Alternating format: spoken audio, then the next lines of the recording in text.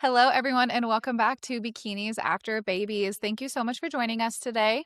As always, I am one of your hosts, Mandy Rochon, here with your other host, IFBB Bikini Pro, Gillian Hughes.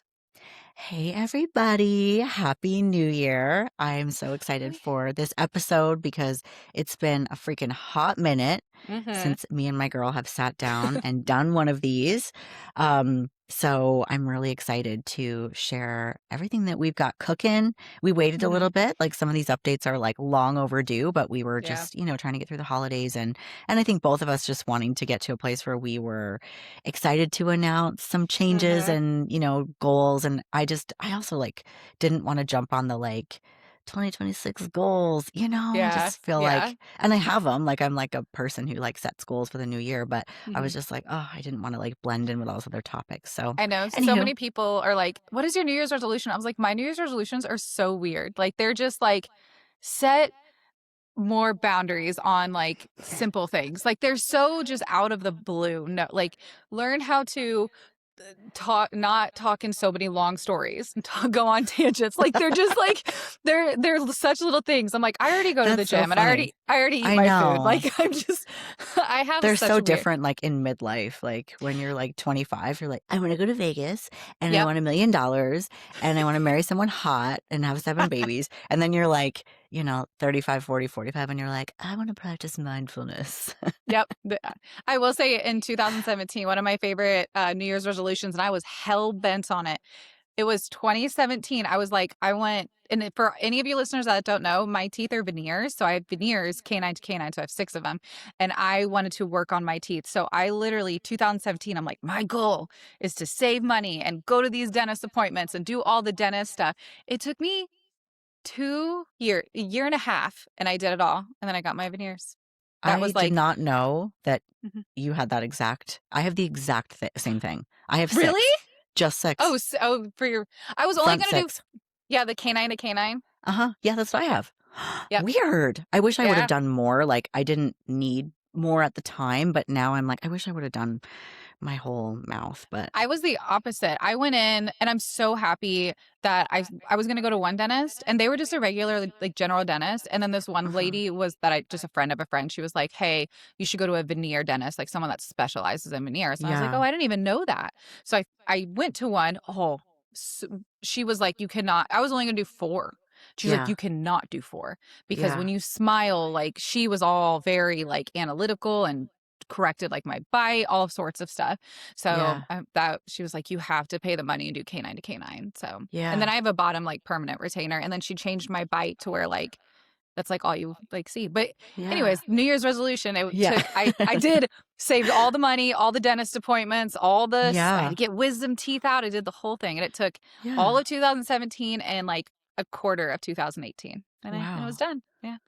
That's So I take that so stuff serious. interesting. So random, but so I know. interesting at the same time. Random New Year's resolution goals. So Yeah. they can be whatever you need them to be, Whatever you right? want them to be. Yes, Whatever. exactly.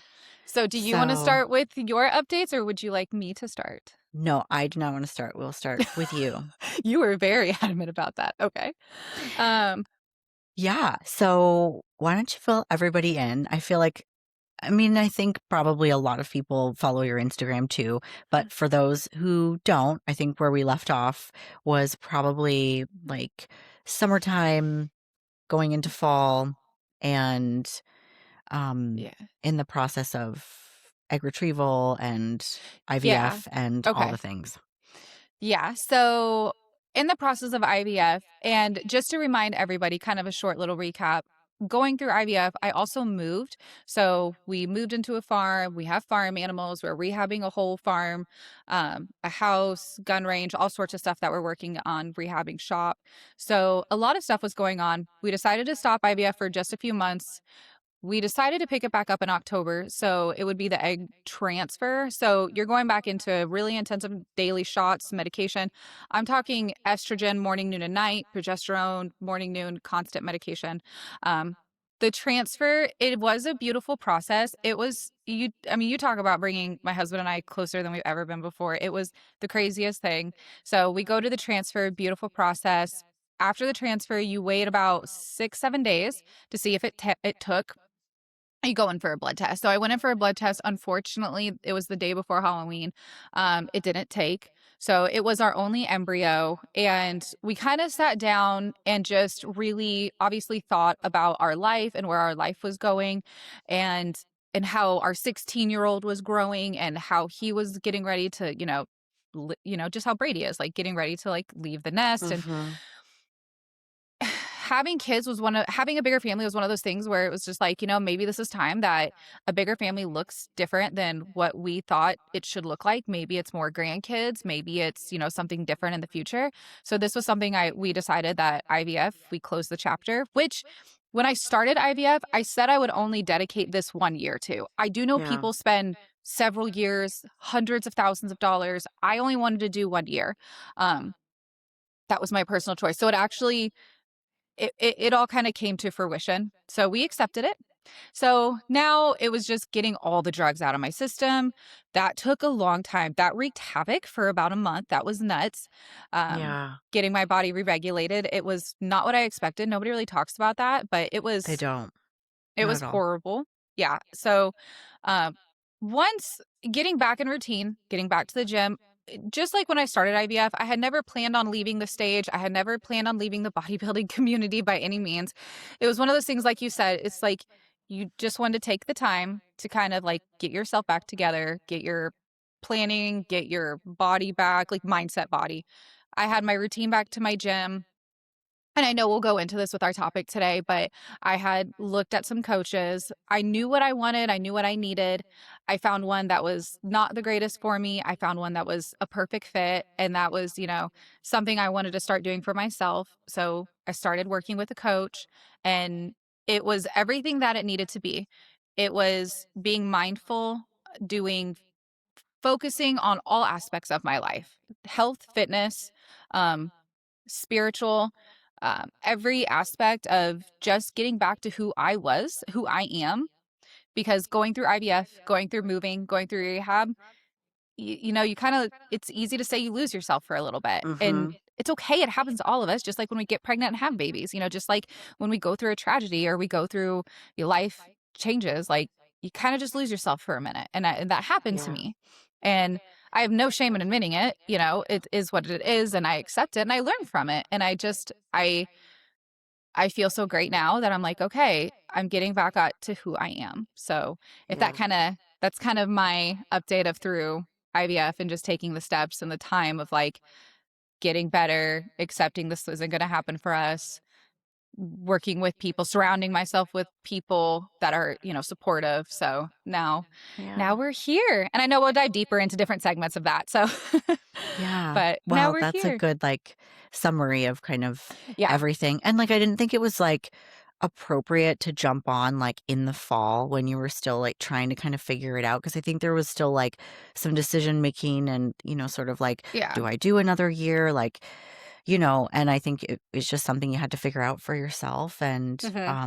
and I think, like, people don't talk about, like well, I think people are talking about hormones, but I don't think people talk about how hormones in IVF environment affect somebody, but, like, that is so many drugs, and Oh, it's like, so many. I can't even like, I got my period today, and I literally have been a basket case for, like, 3 days. Couldn't even figure out what it was, and then I got my period, I'm like, "Oh my god." Like, hormones are such powerful chemicals in our body, and here you have someone, like, you know, you're injecting all this extra stuff into your body, Hmm. like, it takes a toll on your emotions, like, your energy Hmm. levels, like, your mood, everything, so, you just Yeah. had to kinda go through it to get it all out of your system, but I'm really happy that you found that fitness and this lifestyle, like, is, like, who you are, Yeah. because it is hard, like, both of my pregnancies, I did not have a fit pregnancy. I wanted to, I really did, Hmm.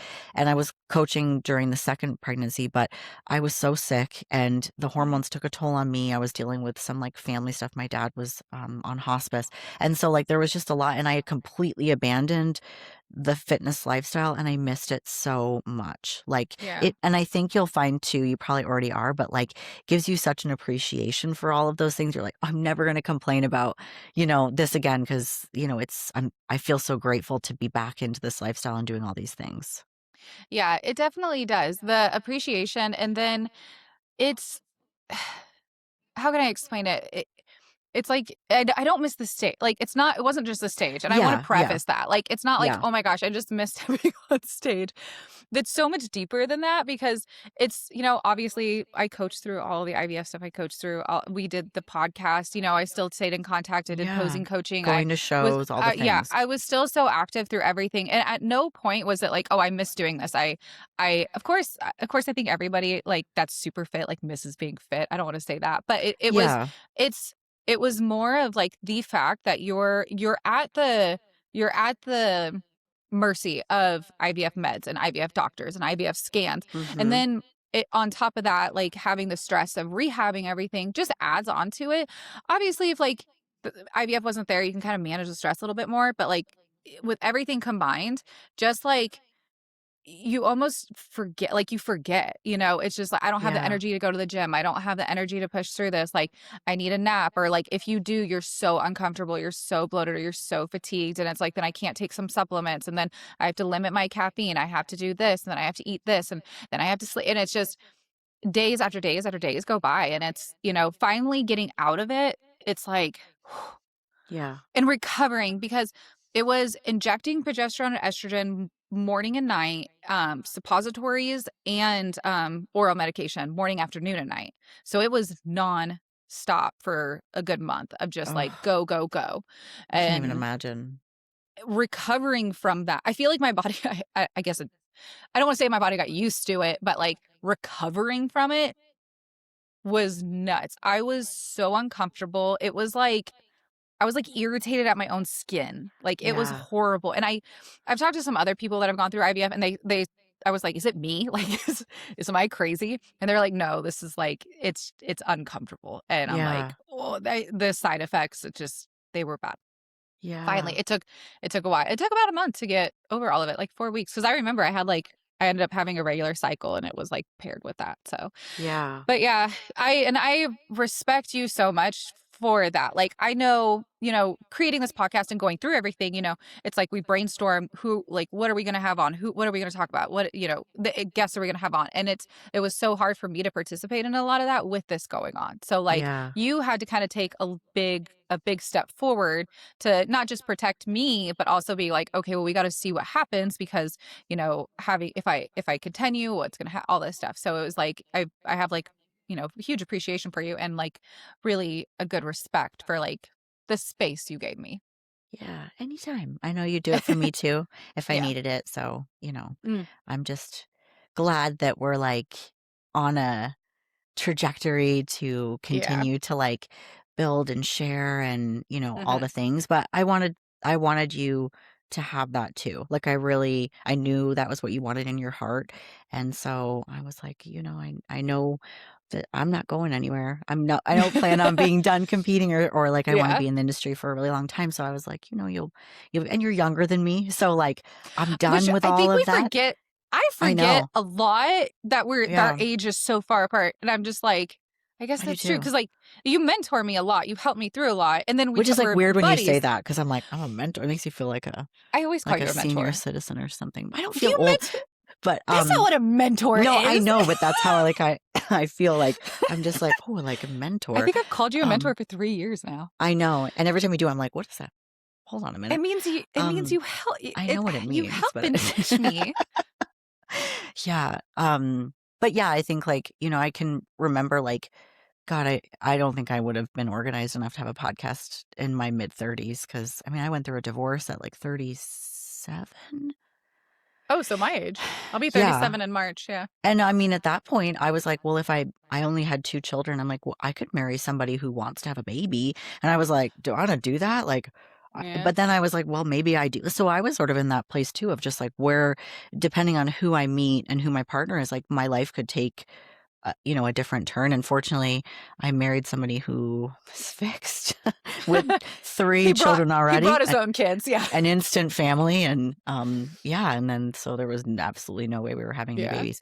Um which that's fine, but yeah, I mean, I think you're still figuring stuff out, and you're Uh-huh. still figuring stuff in your 40s too, but like I definitely think 30s, at least for me, was such a phase of just figuring things out, and then you move into this phase Yeah. over I here in the definitely 40s.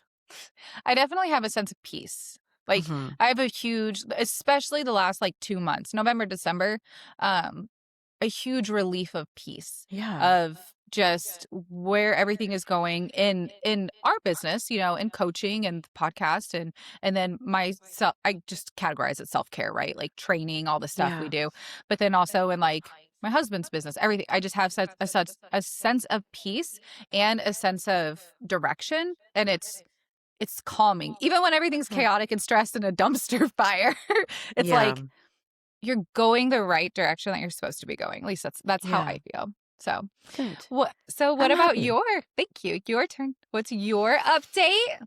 How has life Okay. been?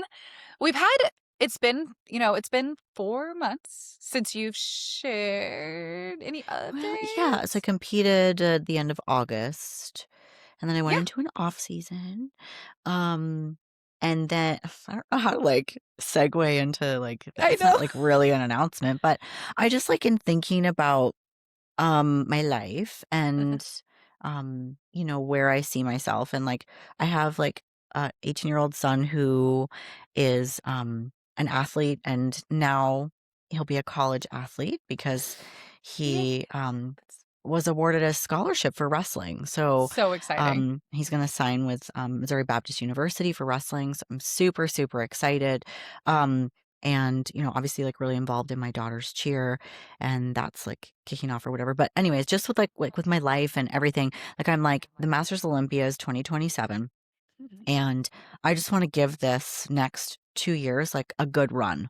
Like because, like, in getting a pro card, like, so, like, from 2021 until I got it in 2024, it was, like, all I thought about every day, and it was super intense. It was so exciting. It was, like, what I lived for. Not that I don't live for my children and my clients and my family, my husband, any of that, but, like, it was, like, my dream. Like, every day I was working towards that dream, even, like, when I was, like, 365 days out, right? And I feel like for a while I was like, "Okay, well, tick, tick, done, done, like, got my pro card," right? And now I think I want that Olympia qualification, like, really bad. Like, I really Mm, want to qualify for the Masters Olympia, and I will say, that I think just like a lot of people, that when, they announced it and there was 2 years to qualify, I was like, "That should be easy." No, ma'am. No, not at all. Not at all. Like, it's amazing because the talent is really high in the 40s, and they're the most amazing women. Like, I mhm. love and respect everyone that I've competed with at the pro level. But in doing 5 shows, like, that was an aggressive run, but I really needed to see for myself, like, what the stakes were, what they were looking for, what they were picking, where I was lacking. It was literally like just a process of data collection. Once I got through the Yeah. first one, I realized like, okay, I'm not going to qualify this year for 25. So in thinking about that, I'm like, what is the best option for me? Like, do I, you know, continue on the same, doing like the same thing, or is it time for a change? And so, it was a very tough decision because, of course, I've been a very happy client of my former coach. I'm going to say former now. Yeah. Super happy, so grateful, like changed my life going to Team Atlas, like Yeah. for real. It really did. Like he pushed me in ways mentally, like to really just ask more of myself and in how I think and how I show up. So I'm forever grateful. So it was hard because I didn't Mhm. want to, like just I wasn't leaving because 'cause I'm not happy, right? But I Yeah. just think in for me, having been in the sport for, like, such a long time, I'm a bit stubborn as far as, like, growth, and I don't see much change in my physique from 24 to 25, and I think that at the pro level, it just comes down to, like, these, like, little itty bitty things, Mhm. and so that attention to detail and having, like, a team on site at shows, is going to be really important because I don't have a lot of time left. Like I'm not dying or anything, and I'm not retiring. But I don't know after the. Yeah, you don't Uh, know. well, here's the other thing too, and a lot of people don't talk about this, and I think there's probably this um maybe like misconception that we're all loaded. Like that all of us pros, we have so much money. And we don't. Oh, Like we don't get paid like everybody works. I have a kid in college now. Like I have expenses and I dumped so much money into competing over the last like 4 years. And so I can afford to keep going, but I don't know if it's fair to continue to do that. And Hmm. so my like objective is like I'd like to make a really good run at this, see how far I can go. Also, 2027, I'll be 47. The next Masters Olympia, I'll be 49. And I'm not saying it can't be done. There's plenty of women that are over 50 that qualified, won a 40 show, but it just does get harder as you Hmm. get older. So it might be my last and only shot to qualify, and just like priorities in my family and how we're gonna, like my husband's not gonna always want to go to freaking bodybuilding shows for vacations, right? Yeah. So when I spoke to I had an interview with my like prospective coach and I shared that with her. She was like, I totally get it. Like, everybody knows what their direction is and what they're going to do. And so I'm now working with Jamie D. Bernard, a Yeah. Fit Body Fusion, and it's been great. We're, you know, just working on adding density because that's like one of the big things. I really want to perfect my posing, my stage presentation. Um, and I want to spread out my shows a little bit more because that Mm. was like it was like one every 3 weeks for like Yeah. like 5 shows. You And never got out of so your suitcase, I remember. I know I didn't. I just washed everything and packed Yeah. it right back up.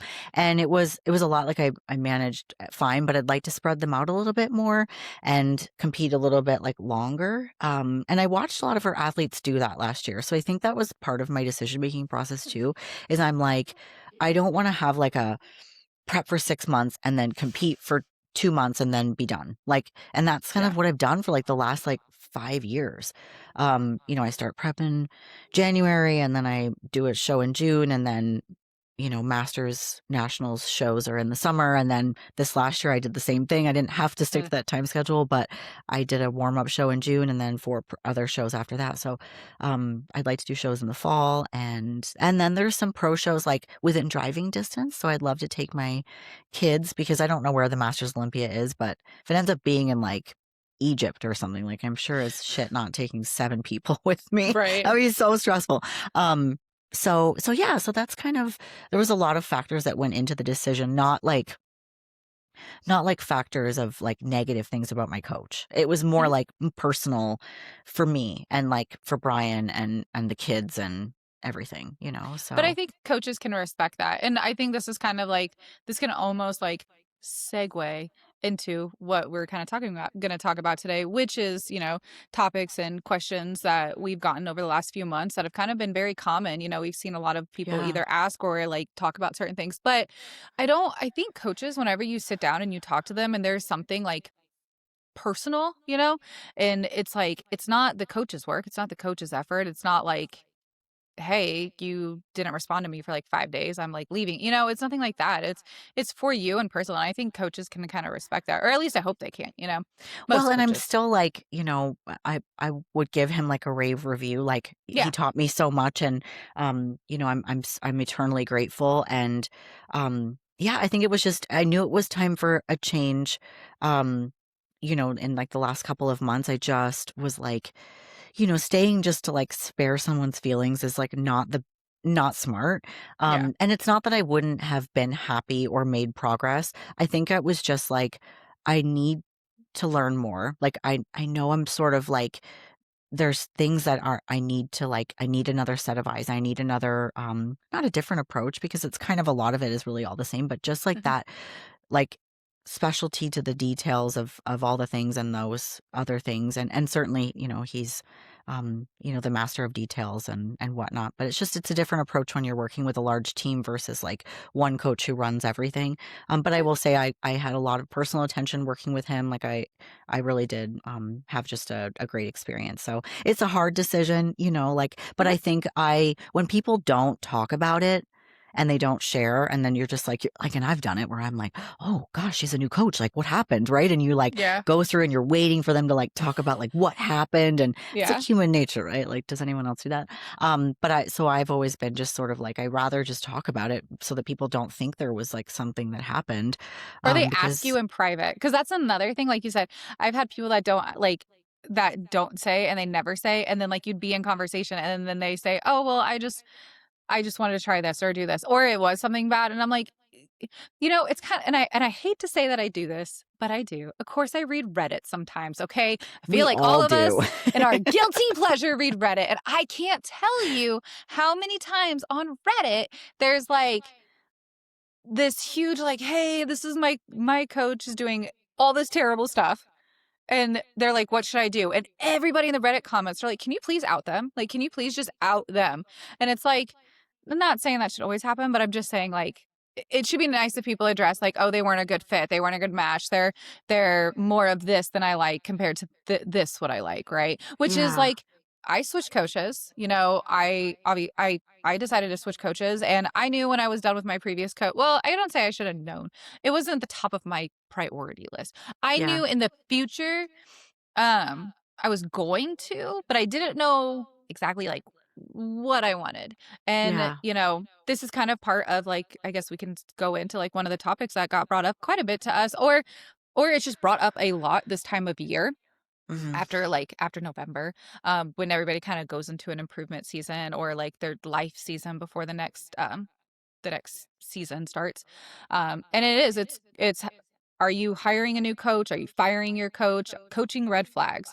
I've Mhm. had a few of my clients approach me and like just talk about like tell me stories and whatnot. And people are like, are you switching coaches? And it's like, why would I switch coaches? And I feel like it's like you get to a point, it's like, do you really have to switch coaches?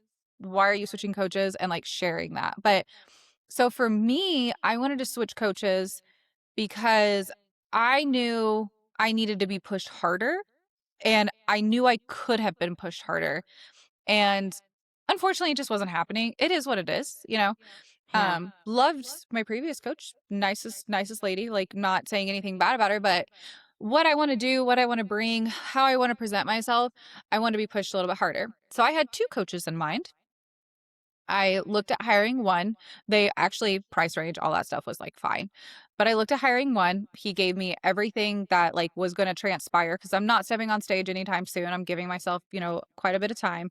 But so I'm like, as this is not happening right now, he gave me all the things that he would expect of me. And I was like, okay, this is not like, I'm a coach, we've done this for years. Like, are you sure? Like, are you sure you didn't give me the wrong plan? Like, I literally was like, this can't be the right like thing, right? This is not. And sure as shit, he was like, no, I expect all of this from you. I'm like, you are crazy to expect this from somebody that's not stepping on stage in 2 weeks. Now, if I was stepping on stage in 2 or 3 weeks, I'd be like 100%. Like, I get this. Not for like however many months.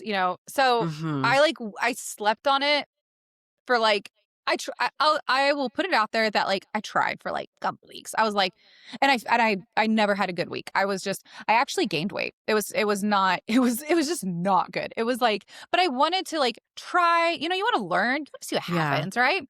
And Yeah. so I'm just like, this is awful. Like Well, I don't two. think he, like, met you where you were at. That's the problem, I think. Well, it there was a lot of things, like, we did lab works, we did in-body scans, we did phone calls, we did quite a few things, but it was fine, and Yeah. it was one of those things where I'm like, "Hey, if you're for somebody else, awesome, but, like, you aren't for me." So, Yeah. gave it some time, and then I talked to the other coach. I hired Ty Woosley, if I'm saying his last name right, Woosley, um, but we matched so well. I Every check-in I've done with him, I just love how it is. I love the nutrition plan. I love the splits. I know exactly what to expect. He has reoccurring clients, which that was a big thing for me. You see this all the time too. You look at coaches and their clients are like one and done, and you see it often enough, and you're like, why are you one and done, and why aren't you having many reoccurring clients? Get clients switch. So that was something that Yeah. was important to me. And I've just seen his work for a really long time and his communication and everything, and it just like we've just meshed so well. So I Yeah. hired him, and it's been great ever since. So Yeah. That's prestige awesome. prestige physique. Let me say that Oh, right too. okay. I Hmm. didn't know that was, the Yeah, name of it. That's I just cool. call him Ty. I just say Ty, and I'm just like, well, yeah, technically his team is called Prestige Physique. 'Cause he's out of, like, the is it Texas? Yeah, he lives in Okay. Texas, but he's really dominant in Arkansas, like Yeah, really, really that's what I dominant. was gonna say. Because Hmm. I think he has a hand in the Arkansas Pro that's coming up in Mm. July. Yeah. So He has pros. He does He does men and women. He's He done competes too, right? Does he no, compete? no. Oh, he doesn't? Mm-mm. Oh, I thought he was a competitor. I Okay. think maybe he did a long time ago, kind of like Jamie, like maybe a long, long time ago, but he doesn't compete anymore. He hasn't competed in Yeah. a while. But I met him years ago when I very first started expediting, and he was always so nice, so pleasant. His Mhm. clients were always great. Like it was just one of those things where he stuck out, and I was like, I'm going to talk to him about like coaching maybe someday. One of those Yeah. things you just don't know. Yeah. And it was actually really cool. I never told you this. I sent him a message and I was like, "Hey, I think I want to talk to you about coaching." He's like, "I've been waiting for you to talk to me about coaching." Oh, that's Yeah, it awesome. was like, so we had a good laugh about it, and then I did Yeah. all this stuff. Yeah. Yeah. So, but yeah, Awesome. yeah. That's good. So, but what do you, okay. So, since we're going to talk about some coaching red flags, what is one of your coaching red flags that you've seen in the industry since, especially since you've been in it for so long? Or I Okay, should say well, recently. yeah. Recently. Well, I mean, this hasn't happened to me, but I do, I work with a lot of posing clients and I pick up clients that, are maybe they prepped years ago, or, recently or whatever. And like, but I don't know if it's hard. It might be hard for someone who is brand new to know this, but like when men are coaching women like men, Yeah. like little like baby bodybuilders. Like we're so different. Like men Mm-hmm. and women are so different. We cannot be coached the same. Like and you know how you see them in the gym and their workouts are weird. Like Mm. they're doing like guy workouts, like bikini competitors have with a chest day and like legs. I'm like, what about like upper outer glute and glute med and Yeah. like ham glute? Like legs? What? Like that's like 20 different muscles. Like what are you talking about?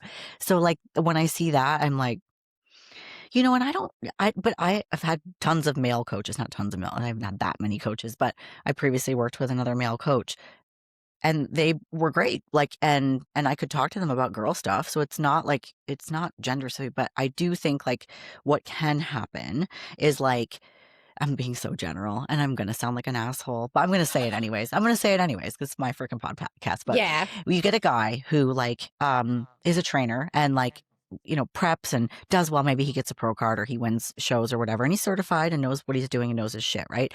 Preps his girlfriend. She does really well. And then he's like, I'm going to prep women. Or she's like, oh, my boyfriend prepped me. And then now there's like all these girls and I see it all the time. Hair's falling out, thyroid's trashed, Mm. they're existing on no food, and doing tons of cardio and just like not training properly. And it's just it's not okay. And like coach doesn't ask them about digestion or sleep or their period or anything. Like it's like those factors don't Mm. even matter. And these are women like in their like 40s, like going Yeah. through all these changes. How are you not going to ask somebody about their stress?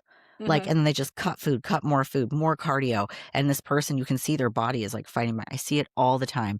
So I think maybe that's the red flag. If your coach is avoiding biofeedback and not asking you about digestion and your cycle and your sleep and your stress, they should be. Yeah. And to actually add on to that, it's whenever you are interviewing coaches, ask them how they do their check-ins because Yeah. that'll answer that question. Because if you ask like, okay, when you do your check-ins, is it through WhatsApp? Is it an email? Is it a form? Okay, if it's a form, like, hey, like what are some of the things like you look for on on the form? And just have when you start interviewing coaches, start asking like some of the hard questions, kind of like you would just ask like I don't know, like you're hiring somebody, you're paying somebody a monthly or a pretty hefty, like quarterly annual fee, whatever it may be. So ask, like, how often do we check in? How often is your response? Is your response going to be in 24, 48 hours or is it going to be a couple Yeah. days? Ask these, like, they're basic questions. They're not insulting by any means. You just want to know if it's going to be a right fit for you. And then even ask, like, if you want to hop on a call and, like, try to, gauge their tone or where they're Yeah. coming from. So to kind of like help women, like you said, if they don't do that, like, because then they can fall into the category of like, oh, this coach is perfect for me. They sign a contract, and then the coach doesn't ask for any of those things. It's like, what do you do? And Yeah. how do you get out of that? And something I've actually learned recently, and you probably have experienced this before or seen it, not like your self experience. If you are in a contract with a coach and you are deeply unhappy, and you communicate with that coach you're deeply unhappy, um, then there's not like a solution to your deeply unhappiness, and you give them enough notice, not like your build tomorrow kind of bullshit, like a month Yeah. notice, and they keep you on as a client. I just think that's so shitty. It's so shitty. That Why is would you so want shitty. to work with I this person? know. They're so unhappy. I'm just like, if you know they're unhappy and they're unhappy, yeah, they may have signed a 6-month contract, but after 3 months, like, it's Cut them just loose. not working. Like, I've No. I've just seen this recently where they're like, people stay locked into a contract. I'm like, that like, why would you do that to Yeah, yourself? and that Like, person, like, is just gonna get more pissed off and, like and w- just talk shit about you because yeah, you didn't let them out of the contract that they were but a contract is a contract, like, I will say in our lifestyle program, like, it's yeah, a contract is also, like, a commitment to yourself. So I think there's that element of it too where there are probably factors that go into, like, you can't bail on this commitment you made to yourself, da, da, whatever. But if, like, the person is, like, you're just not vibing, like, hmm, and it's not gonna change, like cut yeah, 'em loose, wish them the best, continue to support them, whatever. I haven't, like, had that happen, but, like, I still feel like if that was the case and I'm just like actually, I did have somebody who I was like, "This is not for you." And we just went into a lifestyle instead of doing prep because, like, she really did not wanna get on stage, oh yeah, and she was kinda, like, not bullied into it, but, like, she was in this group of women, they all went to the same gym, and she's like, "I just don't really think this is for me, like, what am I doing?"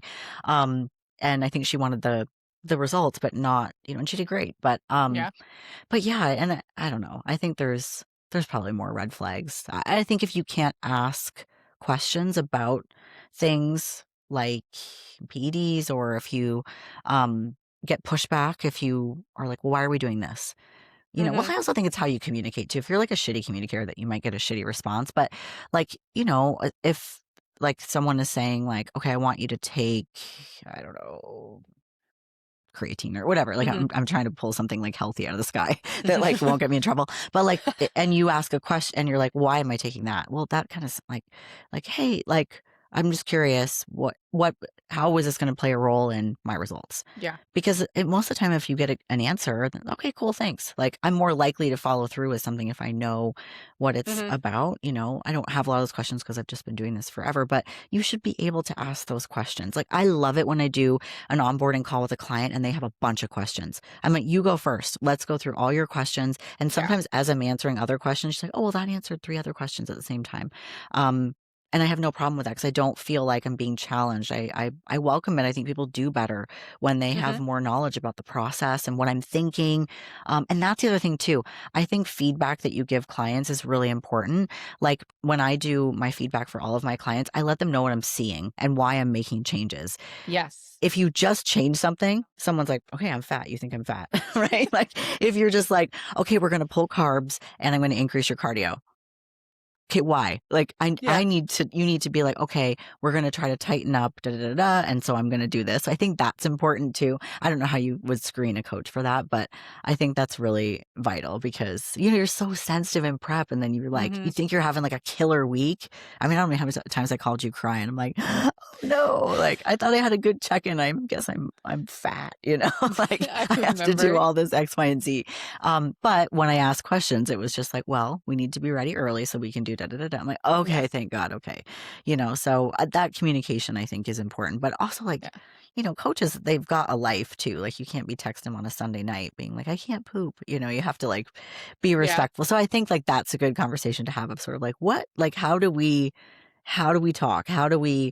How much communication, works for this relationship, and you hmm, get what you pay for too. So here's the other thing is like, if you get like a coach that's going to charge like $150, I mean, good luck. Maybe you'll get a workout. I don't know what you're going to get, but like, sometimes people will just shop around for the best price. And I think that's the worst thing to look at when you're shopping for a coach. yeah, Like a lot of times when somebody's really expensive, you're paying for all their experience. Like hmm, they're coming to you with like years of knowledge and expertise. Like that's what you're paying for. Like it's not like oh well, this person can give me a plan and a program for $250. Okay. Like hmm. good And I think luck. it goes, like you said, it goes back to like the type of person you are too, because not only do you get what you pay for, but are you wanting to like step on stage and become a pro and do all this stuff with your career. Let's say you're like 25 or something. Let's say 24. I don't know, just young 20s, and you're like, oh, I have to pinch pennies. I have to do this. Totally understand, but also like if you are one of those women that want to take like this stage serious, competing serious, you get what you pay for. You are going to Yeah. get a coach, not only lacking experience, especially if their pricing is so low, 150, 200, whatever, just low. You're not going to necessarily get the organizations, the systems, the hand holding, they might not come to your show. Like there's They're not gonna so teach you much. posing, like, all There's the so things that you need much. to know, Yeah. and then that what does that cost you? Now you've spent 6 months and, well, $1,200 on a coach, and you bought the wrong suit, and you didn't know about X, Y, and Z, and then you had to pay for a posing coach, and then you don't place well, like but I will say there are, these little gems of people that are just trying to get Sure. Like experience there's that are one-offs. fantastic coaches. Yeah. Like, they're like they just want experience and they don't charge a lot. So I'm not talking about those people, but I'm Yeah. talking about just like, there are some coaches that just drop their prices to get as many clients as possible, and then they Mhm. can't give that service. I mean, and then they have to pay me for posing. So, which I love helping people with posing, but I also think there are some coaches that realize that's not in their wheelhouse and that's why the clients will pay for that. But like, if you are paying pennies for a coach, you're probably not going to be getting much. You might just get like one diet that stays the same for like 16 weeks and then Mhm. a workout split. Like you're probably not getting very detailed, personalized workouts to your physique. And like, I don't know, who wants to like go on stage and not, I mean, and we're talking to an audience of women that like have families and stuff. So I always say like, I owe it to my family to put everything into my preps because I'm taking time and money away from my family. Mhm. And if I like, just got some like budget coach and then got on stage and didn't do well, like what a waste that would be, right? So Yeah. I don't know. That's just my advice. But again, there are like, fantastic coaches that are just up and coming and they're Mhm. learning and everybody's kind of done that in the beginning, but Yeah. you just got to make sure that they care and they're not just doing it for the money and just to have a big team at a certain show, right? Mhm. Yeah. Yeah. So that was one of our big like things, especially ending the season and starting a new season and getting ready for the new season. So, what is one thing that you wanted to touch on that you hear a lot or people have asked you a lot? Well, this was a question that I got in my inbox, was about ways to save money with Mm. food prepping and healthy eating, because it can add up, it can get expensive, and what are some strategies to help sort of just mind your budget when Oh you're yeah. food prepping as a bodybuilder? Because I think I notice a huge difference when I don't purchase fresh fruits and vegetables and protein. Like if I'm just going for like staples, I get coffee and milk and cereal and bread and like, stuff for lunches. I'm like, oh, that was not that much. But then when I start adding in chicken and, like all the vegetables Oh. and whatnot, it can kind of get crazy. So what are some ways that you have found that save you money on your grocery bill? So two specific things. And I actually meal prep for three people now. Aaron eats healthy, Carson eats 3,000 calories a day. That's a bill. Yeah, that's a bill. That's a protein bill. But Yeah. it is. So I'm not a picky, we as a family aren't picky on vegetables. So I will pick whatever vegetable is on sale or is kind of like the cheapest and buy it in bulk. We're all going to eat it really fast. It's not going to go bad. I do the same thing with Mhm. fruit. We're not picky fruit people. So I pick whatever one is like on sale and try to bulk buy it. Same thing. It's not going to go bad. And then that way it gives me like a variety because obviously, but all of that's going to be like, especially in the Midwest, like we have seasons for all the stuff. So it's a little bit of a variety. It saves me a little bit of money to bulk it. Um, we're just not huge on frozen vegetables. I'll try every once in a while, but it just never goes well for me personally. And then same thing with protein. I'll buy bulk protein as much as I can. I mean, Mhm. I just buy like the biggest amount of, excuse me, beef or chicken, fish. I anything that can possibly. I'm trying to think like that would be like really it. I try to stick to very basic. The simpler, the better. I mean, for all of Mhm. us, it's gonna save the most money. That's really gonna be, like, my trick with it. Buy the staples every once in a while that you need to keep in your house, but, other than that, just keep it really simple. I would say Mhm. that's kinda, like, my main thing. Yeah, I would agree. I think that helps, like, you know, bulk buying. I have bought protein like from butchers before. Mm. So that is like cheaper, like to get, you know, a bunch of chicken or like some beef or something like from like a butcher is it saves money. I also get my eggs from a farmer. So um Bobby's Butt Nuggets I'm in just oh, Glen Carbon, Illinois. okay, I'm sorry, but Aaron wanted me to name our chicken eggs that. He's the wanted to Yeah. say like Mandy's butt nuggets. And I'm like, I'm not doing that. Yeah, it's awesome. It's good branding. Yeah. So, I and we mean, I go guess through a ton of eggs. Like the kids all eat eggs, and like when there yeah. was a time when they were so expensive, like, and I remember dropping a carton and being like, well, there's $30. Like they're, you know, and I used to buy carton egg whites. I don't do that anymore because that's really pricey. I just Same. separate out the eggs. So that is a saver. Also, like with fresh produce, like I just buy what's in season. Like Hmm. you would not catch me buying like strawberries right now. Like they're ridiculously expensive. Bananas are always cheap, so that's like Hmm. I always have tons of bananas, and you know I get like just whatever's like in season. I don't do a lot of salads. I'm going to be honest because they are Yeah. expensive. Like lettuce just doesn't stay good. Sometimes you buy it and it's already starting to wilt. So every once in a great while, if I'm doing something special, I will. But we kind of just stick to like, you know, what's in season. And we do like a lot of like frozen vegetables, like broccoli florets is like the big thing. Like my Hmm. kids love that. But I will buy a big bag and then I have a little steamer basket. It's Oh way yeah. cheaper than buying steam in the bag. Like steam in the bag Hmm. broccoli florets are like $4, but you can get like a huge bag of frozen broccoli like florets and then just like boil your water and you put this little steamer basket in. Hmm. It's like a genius. I have one. I Um, love that. I also have a rice cooker, so I don't do instant packs of rice. They're Hmm. super expensive. They put some weird preservative in it, which I don't know what it is. So that saves too. And I have like a big like countertop dispenser for rice because I make so much of it. Yeah. Um, and then, oh, what was my other thing? Oh, I don't do like a lot of like fancy diet food. Like, you know Yeah. when like Same. you see like I even was So like following expensive. this thing today of some girl and she's like, and this is my sauce. And it was like this like $15 Hmm. sauce that she puts on her food. And I'm just like, I mean, I just try not to get used to doing stuff like that in prep because you know, what if I run out and it's just extra crap that I don't need. So when I was younger, I probably did a lot more of that stuff to like try to survive the diet. But now I'm just like, just let Yeah. me eat it. You know, who cares? I keep my sauces very simple because they're Yeah. cheap, like salsa, hot sauce, or like no sugar Yeah. added ketchup.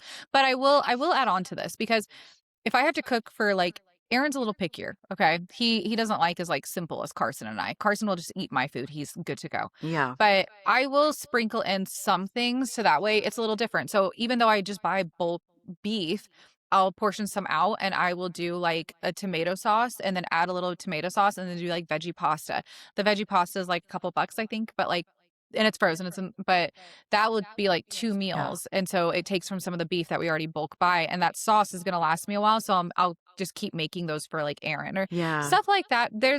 I try to meal prep unique things maybe from the food that we've already bulk buy with like maybe Yeah. one special thing. Like maybe I'll add mac and cheese or something. I'll buy like a bunch of mac and cheese at like the healthier, I forgot what they're called. But sprinkle that in. So like sometimes if it's like like if I had younger kids or if I had like obviously Aaron, same like I'm gonna make him like a giant pot of chili. Well, chili's like all the beef and seasonings, right? And beans. So like Yeah. simple and cheap. Um I know, and a lot of my yeah. seasonings like repeat in all Uh-huh. my ingredients, and like it's all just like you know garlic powder, onion powder, um, you know like oh god, now I can't think. Paprika, like all those Yep. like cheap basic seasonings. Like I don't buy a lot of those blends that are like kind of pricey. I just like really keep it simple. Hmm. And like I meal prep for Brian and Brady. Yeah. Brian is my husband and Brady's my wrestler kid. And like I feed them the same thing. Like I usually will do something with pasta and I buy there's this pasta, it's called You made protein hamburger bows one penne. time. They looked really good. I remember that. Yeah, and I just like it and I do simple stuff, but it saves them money. Like my husband, his job is so demanding, like he doesn't have time to leave for lunch. And he was like door dashing and like trying to make healthy choices. And I'm like, that's ridiculous. So I'll meal prep in bulk and I can usually make like 8 meals, which will last them, you know, pretty much like through the Mhm. week. Um and I'll do like I do a pasta and like I just do beef and like Yeah. Prego, you know, nothing like crazy, you Yeah. know? I I think when made you a start to get like, organic and like all of that, it gets a little bit out of hand. And, I'm Yeah. not dealing with any food allergies in my house. So, you know, Yeah. I've done a few things in my house where like, and I'll just say this for the people listening, the people that are like trying to be like really health conscious of like, or I shouldn't say health conscious, but I don't know, like toxic free. There we go. That's what I was looking for. But like you can use glass for meal prep containers. You can use like you said, staying away from like the bag, stuff like that. Like I've done that now. I've taken the baby steps for it. But like it's still like I will buy like big bag teriyaki vegetables and like throw all that in a crock pot with chicken and teriyaki sauce. That's like six so meals. easy. And That's six. Aldi, like I shop at Mm-hmm. Aldi a ton, because you can get like all the same things Mm-hmm. that are like just off brand, like or off label, and like even just like to do school lunches. Like Mm-hmm. all my kids take lunch to school, and so it's just I don't know, I save a lot of money shopping at Aldi for sure. Yeah. Um, I so like our small town Walmart. It's so nice. Small, like I can't preface out. I will not go to like our Walmart in Kansas City. They're all just crazy Walmarts, but our small little town Walmart is so nice. so it's not Everybody's even like a super center, it's just like a no, it's a Walmart. super center, but like it's like I would compare it to Target. It's nice. It's clean. Everybody's like knows each other. It's so adorable. Like it's Oh, that's adorable. nice. Like I don't like if I have to go to Walmart, I'm like, oh, let's go to Walmart. Like it's like Yeah, I'll go get some extra steps in at Walmart because everybody's just like so nice. I feel that way I love about Target, but I don't really feel that way about Walmart. But I've I go never felt there. that. I didn't go to Walmart for years because we lived in the city and I hated our Walmart and I'd go to Target. We had like 3 Targets by our house. So like it was easy. But Yeah, my husband any won't go, but, like, sometimes you need, like, you know, just everything from every department. I'm like, "Well, I'm not making 17 stops, we're making 1." back in Or the I'll do day when Walmart delivery, but the last time I did Walmart delivery, they really screwed me. Like, I just I think the don't lady think I've wasn't ever trying. Like, she was just I like, don't I don't think we have this." And I what's was like, "I'm crazy pretty is sure you do." I Just something so know basic. we can DoorDash living out here in the country. Like we can DoorDash and delivery and I'm like, I'm not paying that fee. I don't even know how much it would cost or anything, but I'm like, I'm not doing that. Um Yeah. but yeah, so okay. Do we have time So for one more question? I know which one I to pick, though. I'm We like did looking at coaching my red list. flags. What about how do you choose a show? Okay, yeah, we could talk about that for a second. We have eight Okay, so the minutes now. question is, how do you choose a show? Pro and amateur, Mhm, experienced versus brand new athlete. And you could take this question a million and 57 different ways, but when 100%. I thought about this question, what I think it means, and I get this a lot, like if somebody's brand new on a call, they're like, I would say half the time they're like, I want to prep for this show. I've seen it in my area. I want to do it. The other half of the time they're like, I don't know. How do you choose a show? Like, how do Mhm, you decide what to do? And there's a lot of factors that go into that. So why don't you take it away and tell us what you think? sure. Kind of just starting off like with you said what you said, like when you're on a call with somebody and you are they want to compete, that's they know they want to do. A few things are going to factor into this. One, if you are a weight loss client and you have like say like a pretty good amount to lose and you've done yo-yo diets before, you've gained and lost weight, well, until we pick a show, let's like build some habits. Let's have an idea on a season. Like maybe we're going to pick a show in the summer, in the fall, in the winter, and kind of gauge it that way. Allow your body some time to be able to acclimate to the diet, acclimate to the training, the schedule. So give yourself some grace before you narrow in of like I'm 25 weeks out because that puts like and I hate to say it this way, but it can be a ticking time bomb sometimes if you aren't ready and it's daunting and you are something that can be really fun and educational and feel great. And, of course, at the end, may not great, but like just the whole process, Hmm. it can turn into something ugly. Whereas, okay, flip side, let's say you're not a weight loss client, you don't have like a lot of weight to lose. Let's say you're like, I don't know, 10 pounds. Let's say 10 pounds.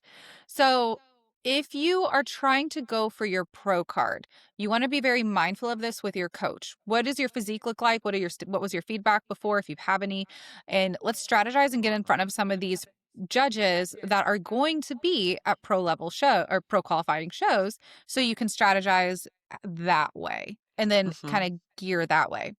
So those are kind of my 2 ways. I know there's a lot more, but I want to know what are some of your ways? Yeah. Well, I think that it just depends, like, on the goal, like, Yeah. for me, obviously, with, like, what I stated about wanting to qualify for, a certain show, that, like, plays into my decision, I also have to think about the following year and kind of what that will look like, so there's a bit more strategy involved, but, like, I think when I first got started, it was just a matter of, like, okay, I can prep through this season, right? And now that I'm experienced, I can prep through any season, but I think in Yeah. the beginning you don't like have that skill yet. And I'm not saying it can't be done, but if you've never done it, it can be a little bit daunting. Like the very first time you are prepping on a vacation or the very first time you're prepping through, all these social events and birthdays and everything. Like you can do it, but the first time you do it, it's hard. I've done it so many times that I'm just like, it doesn't bother me. So I think that that plays a role too, like as far as okay, what does my schedule and my life look like? But I think also you have to prepare for like it not going the way you expected. Like Mhm. you should sort of have a you and your coach have a conversation about like okay, like there's a show in 20 weeks. I'd really like to do it and but if not, I have a plan B and not like, oh, well, if I screw up, then I have this other plan. But sometimes like life just happens or like Mhm. you need more time or you're ready early anything could happen, right? um but I think being like stuck to a timeline is sometimes not a good strategy because you don't always things don't always go the way that you want to or what you get sick and you lose a week of Mhm. training or you Kiddos get sick. pull your groin or something and you like can't train legs for 3 weeks like I don't know, you never know, you get like a freaking bug bite on your ass. I don't know, like there's just I'm like thinking of all these like That's random things. so random. Don't but you got a huge bug bite on your ass and you were I going know. in a bikini, like, not to say you back out of a show for that reason, but, like, I'm just, like, throwing things out there. Yeah. You get it, you need 4 new tires and new roof on your house. I don't know, whatever, like, the sky is falling. But, like, so I think, like, it's just, like, good to have, like, a rough idea and that open conversation. Because 'cause I've had where, like, people are like, "I need to compete on May 1st because on May 7th, I'm going on a 3-week vacation." I'm like, Yeah. "Oh, shit." Like, there's no room for error. But I coach differently when I know that because I'm like, we don't have a plan B. There is not another show. That is Yeah. the show. So, and they have to know they have to be very serious and locked in because we don't have time for makeup. And I'm working with a lot of moms. So I can't be like, okay, you need to do, you know, 2 hours of cardio. They're not gonna have time. Like, they Yeah. won't. Having a family, having a career, it's not healthy either, but, these are things that, like, some other coach might just be like, "I don't give a shit. You better find the time if you wanna be Mhm. ready," right? Or don't do the show. So and there are, like, some coaches that, they say you can't get on stage and then that's it. I'm not mean like that, but I also don't want for somebody to have prepped and spent that much time and they're not satisfied with the outcome, just get on stage because it's that day and that's their last chance, you know? Yeah. I I don't know feel if I'm like, answering the question right, but well, kind of. It's like just picking a show and being ready for it. I feel yeah. like so I feel like the communication is so important because you can be getting ready for a show. Like I'm doing a show in April and then come like February, like something just isn't working. Like it's not, and it's like you have that hard conversation like, hey, I can give you 2 hours of cardio and you need to find the time. Otherwise, hey, let's pick a different show. And Yeah. then honestly, I remember when I started coaching, I was fearful of those conversations or those and now I'm like, I'll have them in my sleep because they don't go as bad as you think they're Right. going to Yeah. go. Yeah. There Because it's the client so usually knows. They're not right? surprised Or usually. you have I've had clients where I'm like, "I don't think this is a good idea, and this is why." And they'll be like, "No, I wanna do this, though." And I'm like, "Can we meet in the middle?" And then we find a common ground, and it's Yeah. like, "Okay, I'm still gonna have to push you harder than what I would want to, but, like, we found a common ground." So, like, there's a lot of communication when it comes to your coach should know how to strategize this. Something Yeah. else, though, is and I don't wanna say experience, but let's say you've competed before and you've watched the shows, you've been on Instagram, you've been, in the at shows, and you're like, "I want this medal, I want this trophy," and you wanna just, like, Yeah. collect and have fun.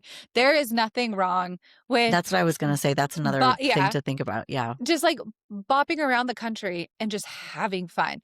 You can do that. Like, you don't have to go for your pro card because, like, everybody's going for their pro card. Everybody's going Yeah. to nationals. Everybody's doing the show. If you want to just bop around to 10 different shows all around the country and have a blast, like, go do that. Like, have fun Yeah. with that. if you want a pro cart and that's what you want to do, then you have to understand you may Yeah. not be able to do Yeah. that. You might So be it's like, competing in places that are not that desirable just because you're trying to get in front of a certain judge yeah. or the timeline is different. Like, I mean, I don't know how many times I've been to Pittsburgh. I'm not saying it's not fun, it is, but like, I mean, it's not Hawaii. It's not like, Yeah. you get the same t-shirt. Like, I'd love to go compete and get a surfboard or get like, a cool backpack or, like sometimes Like a that's a dragon part of ball. Like a like a dragon ball. Dragon Ball. Yeah, like that is a factor. Promoters know that too. But I think like there was a lot of clients that I had that wanted to do that, those Christmas shows because they're like, I want a medal with Santa Claus on it. I'm like, I do it. can't I can't imagine this year. Now I keep thinking next year, this year, that that Santa Claus show. Like, there's so many people that have told me they're gonna do it this year. And it's already I'm January. always like, It's after Thanksgiving, like, count me out, bro. But like, I think other promoters are seeing it too, that like there is oh yeah. a large amount of people that want to compete in December. And I think it's awesome. I think it's so awesome because It's again, you fun. do get sort of to the end of the year. It's like October, November. And I'm like, the season's ending. All the shows are done. Not anymore. I had a Not client do a anymore. show like December 22nd. She Mhm. did like that Mel It's Chansey Florida. show. Yeah. And girl, I thought about this today because I was listening to like another podcast with Jamie was on talking about the Indie Pro and the black background, which I loved. And Yeah. Mel's show had like this like big animated screen and like every like 2 minutes, like a sleigh with reindeer would like go across the back. And it was the wildest thing to watch. Like, I'm like, is that a freaking Santa sleigh? Like it was so crazy. But it was all It's themed and like I could see that being like a reason to compete. Like I had a client one year that she did a show because they gave away glass slippers as like the oh, cool. trophies. And like she legit had this like glass slipper like trophy. I'm like, that's pretty awesome. So that's another reason to compete. Like this is a hobby and it's supposed to be fun. And so, obviously like, there are people that they want to get pro cards and whatnot, but then you get to the pro level and there's shows all over the world. I'd love to compete internationally just to have that experience. Yeah. There's just several shows that I want to, travel and do that. So that might be what I do when I'm like, competing in my 50s and, you know, Not stopping just anytime soon. or maybe I'll still be gunning for it. Who knows? I mean, Exactly. I'm still pretty spicy, so we'll see. I probably can't slow me down. I love the spiciness. So, Thanks. but I know it's been such a hot minute since we, like, you and I could just I keep going and know. going. We could do this for like another hour. I know. Well, I'm But we, excited to hear what everyone thinks about just one of our usual episodes and being yeah. back and just share with us what you think about this episode, what your plans and goals Yes. are for 2026. Like we're going to be everywhere this year. I'm going to be We at the are. NPC Women's conference next weekend in Orlando. So I'm going to have Bikinis After Babies on my shirt. So please Yes. come and say hi and take a And picture and send me a message if you're going to be there. Also, if you listen to this after July or January 23rd, then it's too late. yeah. But we're going to But be all I over the say, place this year. yeah, if you miss Gillian, then you can see me at the Arnold. I will be at Yes. I will be at the Arnold in the Toxic Angel booth all weekend. Yep. Repping Toxic Angel and Bikinis After Babies. We love Toxic Angel so much. They're We sponsors of love both of them. us. They make Yes. beautiful suits. So I will be at their booth. So you're more than welcome. I would love to meet you. Take You're going to have so photos, much anything. fun. I know. I'm so I worked their excited. booth in 2017 and it was a riot. It was Uh, so fun. It was I'm awesome. I'm I'm very going to have excited. FOMO. And that's So the yeah. first weekend in March or last weekend in February. No, and that's why I get to do it because my birthday is the first weekend. It's the next, so it's like March 5th. It's like the following weekend. So that's Right. why I was like, I can do this. So, but yes, and Awesome. we are officially, I guess no, you say it because you are Momshell. Yeah, so we are official sponsors of the NPC IFBB Midwest with Yes. Jack and Ann Tony. So we have come on this year as a corporate sponsor. So we'll be at as many shows as we can be. Like a lot of the dates cross over to cheer for me. So that I might not be at some of them, but someone from our team on our coaching staff will be at one I of their 14 shows, right? They think it's just 16. added it. That one is the I, 16th, that new I one, I'm that pretty sure there's Christmas 16 show. shows. That's not Man, definitive yet though, but yeah. I It's remember when they something had like 14 or one. 16. Went to the first one ever, and I Ever was since like, I "This is cool." Yeah, that's so how it's long I've grown. been around, but now But it's grown yes, so much, and him and Ann have kind of branched out, and they've got, so all much. different parts of the Midwest, so yeah, we're Mhm. gonna be everywhere this year, so I'm really Yeah, excited it to meet more of you and bring you what you're looking for, so be sure to let us know, and then if you're on your journey and interested in getting some coaching, whether it's for mhm. lifestyle or for prep, we've got a full team of 5 amazing coaches, 2 IFBB pros, and, we just are excited to help as many women as possible. So send us a message. We'd love to chat with you about your goals. Yeah. Again, guys, thank you for listening. And don't forget to like, subscribe, and share. And then comment, like Jillian said, what are your goals this year? We'd love to hear from you. Or if you have any questions or any topics you would like us to talk about or touch on, we'd love to hear, any comments that you have. Message us, DM us, whatever works for you. But thanks for listening, guys. Bye. Bye.